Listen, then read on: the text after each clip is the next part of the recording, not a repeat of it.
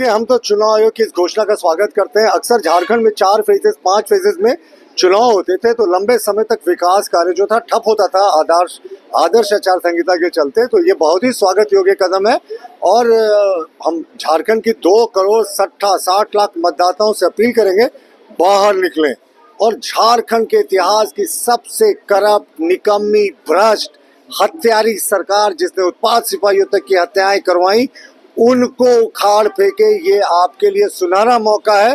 बहरहाल हमें लगता है चुनाव आयोग की इस घोषणा के साथ हेमंत सरकार की उल्टी गिनती शुरू हो गई। हेमंत सरकार, जो हेमंत सोरेन है, वो बहादुर शाह जफर साबित होंगे सोरेन डायनेस्टी के।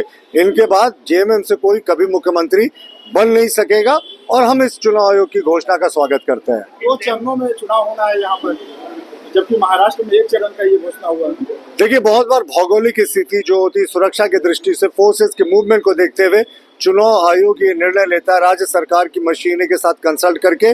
बहरहाल इस बहुत ही स्वागत है कि 2 चरणों में एक हम छोटा, बहुत लंबा, उबाऊ, नीरस चुनाव नहीं देखेंगे और हेमंत सरकार की विदाई का जो बिगुल है वो फूक गया। सवाल उठा रही है कि पहले ही लीक हो गया, पहले बीजेपी के नेताओं को कैसे पता चल गया कि आज घोषणा होने वाली है, जब तक झारखंड में समय बचा हुआ है अभी। देखिए, ये एक हफ्ते से कयास लगाए जा रहे थे कि दुर्गा पूजा से एक दिन के बाद यानी सोमवार को पहले वर्किंग डे के दिन चुनाव की घोषणा होगी। तो कल चुनाव की घोषणा नहीं हुई तो सब लोगों ने कयास लगाया, मीडिया के लोगों ने कयास लगाया, हम लोगों का भी कयास है कि आज चुनाव की घोषणा होगी। चुनाव की घोषणा हो गई तो अब चुनाव की घोषणा से हेमंत सोरेन साहब को और जेएमएम को डर क्यों लग रहा है?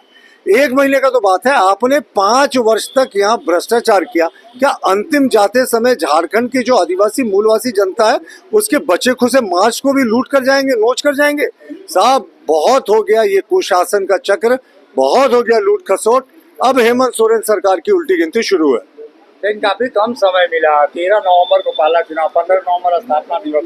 झारखंड मुक्ति मोर्चा ने एक मांग भी की थी कि 15 नवंबर के बाद चुनाव हो। देखिए, 13 और 20 के बीच में 1 हफ्ते का गैप है। मुझे लगता है काफी समय है उसके बीच में।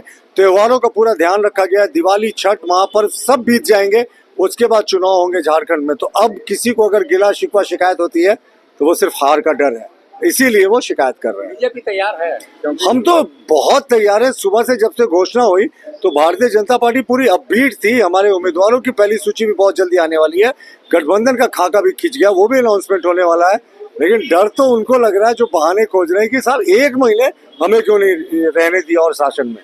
ये कई काले जो ब्लैकलिस्टेड अधिकारी हैं उनको भी हटाने की बात हो रही है। देखिए, उचित समय पे जो उचित निर्णय होगा भारतीय जनता पार्टी करेगी। किसी भी अधिकारी को टूल किट बनकर नहीं काम करने देगी।